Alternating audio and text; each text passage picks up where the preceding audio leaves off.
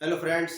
मध्य प्रदेश के ICT lab instructor के लिए बहुत ही महत्वपूर्ण सूचना और जानकारी जो कि आपको अपने लैब में ध्यान रखना है। ये बहुत ही महत्वपूर्ण बिंदु है जो मैं आपको बताने जा रहा हूँ। तो समय खराब ना करते हुए डायरेक्ट में आता हूँ पॉइंट की बात पर। ठीक है, तो लैब में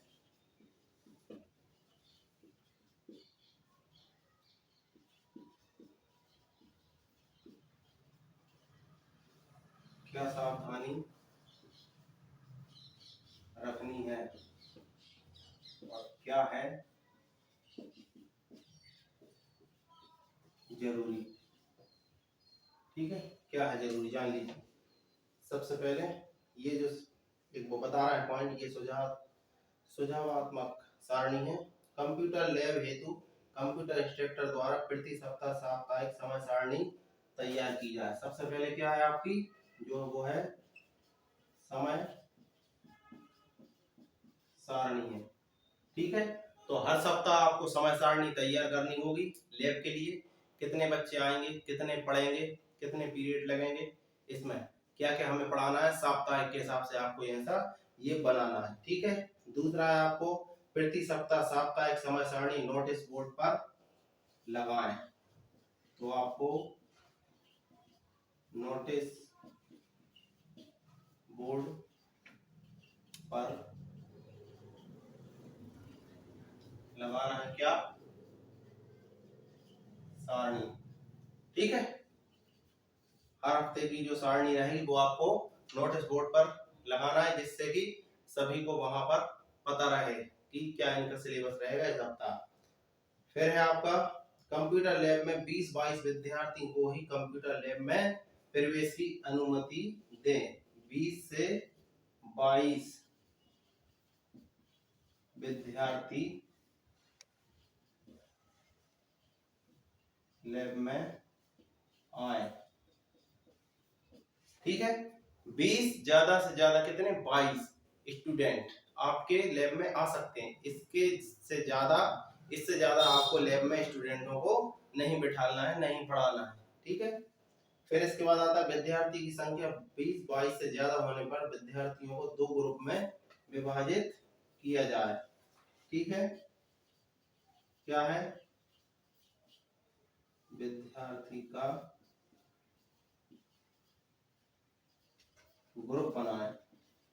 अगर स्टूडेंट ज्यादा हैं तो आप ग्रुप बना सकते हैं उनका। ठीक है, तो उनको ग्रुप बाय ग्रुप भी बुला सकते हैं। फिर है आपका यह सुनिश्चित करें कि किसी भी स्थिति में किसी भी कक्षा के सेक्शन की सप्ताह के अन्य दिवसों में उसी कालखंड में पुनरावृत्ति ना हो। ठीक है, कोई सा भी आपने पढ़ा दिया है फिर सप्ताह में आप उन्हीं दिनों में और दोबारा से वही चीज पढ़ा रहे हैं। उदाहरण के लिए यदि एक कक्षा 9th ए में कुल 40 विद्यार्थी हैं तो उपरोक्त सुझावात्मक समय सारणी अनुसार प्रथम दिवस के प्रथम कालखंड में 20 विद्यार्थी, छठवें दिवस के द्वितीय कालखंड में अगले 20 विद्यार्थी सम्मिलित किए गए। अर्थात एक ही कक्षा के सेक्शन की अन्य दिनों में उसी कालखंड में पुनरावृत्ति नहीं होना चाहिए, दोहराना अपन को नहीं होनी को। यदि किसी कालखंड में किसी सेक्शन के 20 से कम विद्यार्थी हैं तो उसमें पिछले सेक्शन के अनुपस्थित विद्यार्थियों को सम्मिलित किया जा सकता है। जो विद्यार्थी पहले नहीं पढ़ पाए चीज को आप उन्हें उस कालखंड में बुला सकते हैं बाद में। ठीक है, तो आपको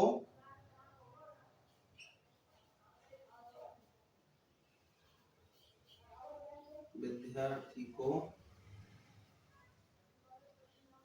डिवाइड करना है, दोहराना नहीं है।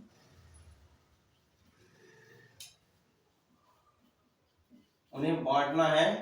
ठीक है, कैसे कि सभी विद्यार्थी, उनके कहने का तात्पर्य है कि सभी विद्यार्थी उस चीज को पढ़ सकें। जैसे कोई अनुपस्थित रहा हो तो उसको फिर बाद वाले दिनों में उसको आप बुलाकर ऐड कर सकते हैं। बस ये आपको चीजों का ध्यान रखना है।